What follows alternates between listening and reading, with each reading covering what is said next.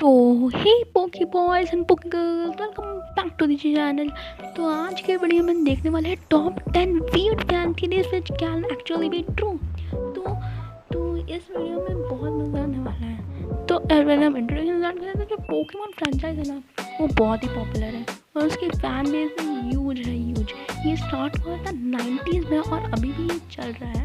Pokemon के anime series है, video games है, कार्ड्स है, एक्शन फिगर्स है, बहुत कुछ है। ये तो सबको पता है कि पोकेमॉन के फ्रेंचाइज कितनी बड़ी। मैंने एक यूट्यूब कमेंट देखा, वो पोकेमॉन से रिलेटेड भी नहीं था बट एक पोकेमॉन का रेफरेंस था।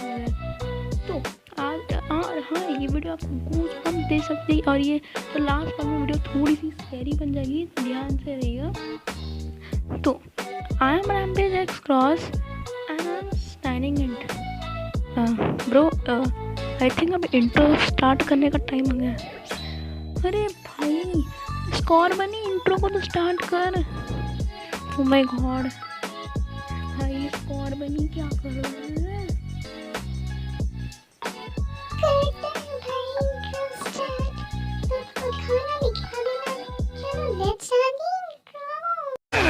Matterpod.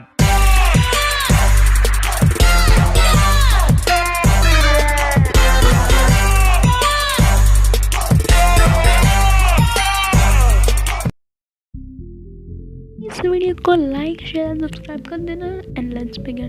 तो हम बात करने वाले हैं इस डिटो फील्ड म्यू क्लाउन। तो डिटो और म्यू बहुत ही यूनिक कैरेक्टर्स हैं। डिटो की एबिलिटी है किसी भी पोकेमॉन ब्रीड की कॉपी करना, जो कि बहुत इंटरेस्टिंग पावर्स है और ये किसी के साथ भी ब्रीड कर सकता है। इस चीज़ को हम पोकेमॉन्स बहुत प्यार करते हैं। तो बहुत पोकेमॉन सोच रहे थे कि डिटो मतलब आया कहाँ से है, कि इसका तो ऑरिजिन कहीं से तो होगा ही ना, लैब में भी बन सकता है। और बहुत लोग बोलते हैं कि म्यूटो एक्चुअली एक म्यू का क्लाउन है। तो देखो, म्यू का जो क्लाउन है, जो खाली म्यूटो है जो सक्सेसफुल है और वो उसकी पावर्स हैंडल कर पाया। मैं ये नहीं बोल रहा, बहुत सारे फेल पोकेमॉन हैं। ऐसा भी हो सकता है कि डिटो एक्चुअली एक फेल्ड अटेम्प्ट हो म्यू को बनाने के लिए। कि देखो, डिटो और म्यू के पावर्स एकदम सिमिलर है। डिटो किसी पोकेमॉन को कॉपी कर सकता है, वो भी सेम टू सेम कर सकता है, which means डिटो एक्चुअली उनकी कॉपी है। मतलब इनको बनाने का एक फेल प्रोसेस है। अगर आप एग्री करते हो कमेंट करो एंड इस वीडियो को लाइक करके जो next second theory we have is Ash जेनीफिक्स। तो ऐश को सारे रीजन्स पे ट्रैवल करके हर पोकेमॉन पकड़ते देख के हमें बहुत मज़ा आता है और हमारा भी मन करता है कि आज पार्क में जाऊंगा तो एक पोकेमॉन ज़रूर पकड़ूंगा। पर एक थियोरी है, कहो कि ऐश ही पोकेमॉन पकड़ा ही नहीं तो आपका रिएक्शन क्या होगा? ऐसे ही डार्क थ्योरी रेडिट में पोस्ट हुई थी कि ऐश एक्चुअली पोकेमॉन ट्रेनर है ही नहीं, वो एक्चुअली सब इमेजिन कर रहा है और वो एक्चुअली कोमा में है। इन्हें बिलीव वो कोमा में, और जो मिस्टी है वो उसकी गर्लफ्रेंड है। पोकेमॉन सीजन 1 एपिसोड उनका आपने देखी होगी, पोकेमॉन आई चूज़ यू। तो ये आपको याद ही होगा, पिकाचू स्पीयरो को मारते, इतने सारे स्पीयरो को।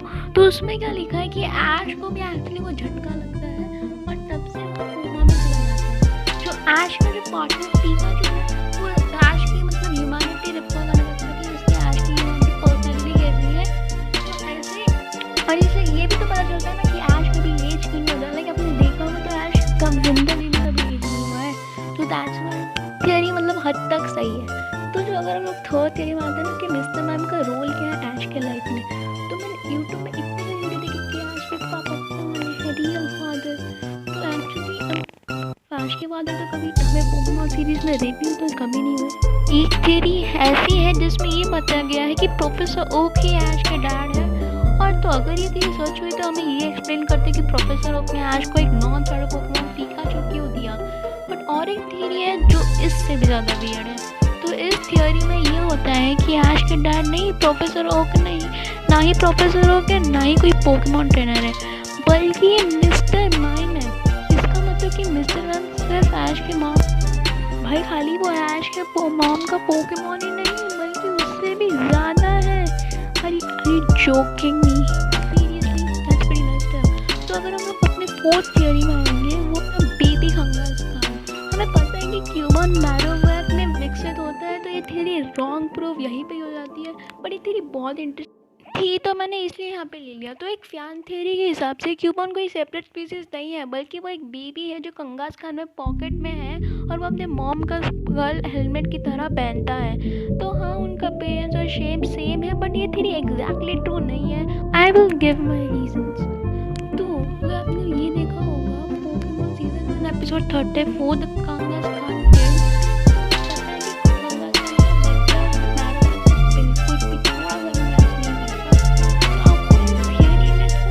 थोड़ी सी भी दम लगी तो कमेंट डाउन में तो फिर तेरी में गंगा से ट्रिपेबल शेयर। तो ऐसे बहुत सारे पोकेमॉन जो बहुत सिमिलर और ज़्यादातर कोइंसिडेंस होता है। तो क्योंकि हमारा गंगा फैंटो के पोकेमॉन है और उन दोनों में काफ़ी सिमिलर। बहुत सारे जो पोके फैंस है इसको नोटिस किया और फैन थ्योरी बनाने लगे। तो इस थ्योरी में बताया गया है कि जेंगार एक ईविल शैडो है क्लिफेबल का, और ये दोनों पोकेमॉन की शेप हाइट सब इक्वल है। So this theory makes sense and the chances are high कि ट्रू हो सकता है। Moving on the sixth theory we have is lavender town syndrome real. तो लैवेंडर टाउन सिंड्रोम एक रेफरेंस है एक एलेक डिजीज का जो बच्चों पे हुआ था। ये इंसिडेंट जापान में हुआ था जब पोकेमॉन रेड रिलीज हुआ था। तो जब लोगों ने पोकेमॉन रेड एंड ब्लू को खेला और जब वो लैवेंडर टाउन के तो वहाँ पे एक थीम सॉन्ग प्ले हो रहा था, और ये सब पोकेमॉन रेड एंड ब्लू के टीम को पहुंचा कि मतलब जापान में बहुत सारे बच्चे एक्चुअली सुइसाइड का कदम ले रहे थे, बहुत सारे बच्चे मर भी गए और अब बहुत कम इंजर्ड हुए हैं। तो ये सब जब पहुंचा तो उन्होंने वो जो थीम ट्यून को चेंज कर दिया होगा, और अगर वो चेंज एक्चुअली नहीं करते तो उन पर एक लीगली लॉ सूट लग सकता था। और अब मैं आपको ये ट्यून जो है मैं आपको भी सुनाता हूँ।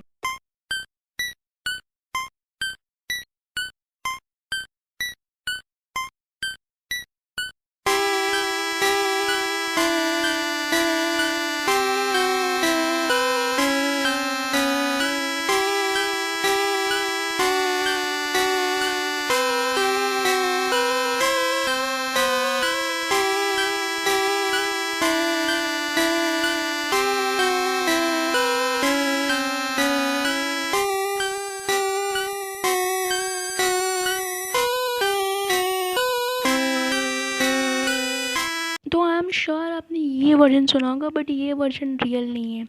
ये एक्चुअली पोकेमॉन लैवेंडर टाउन बेटा में ये वर्जन था जहाँ पे जापानीज लोगों ने सुसाइड किया था। हे याद आपको मैं अभी रियल वर्जन सुनाता हूँ।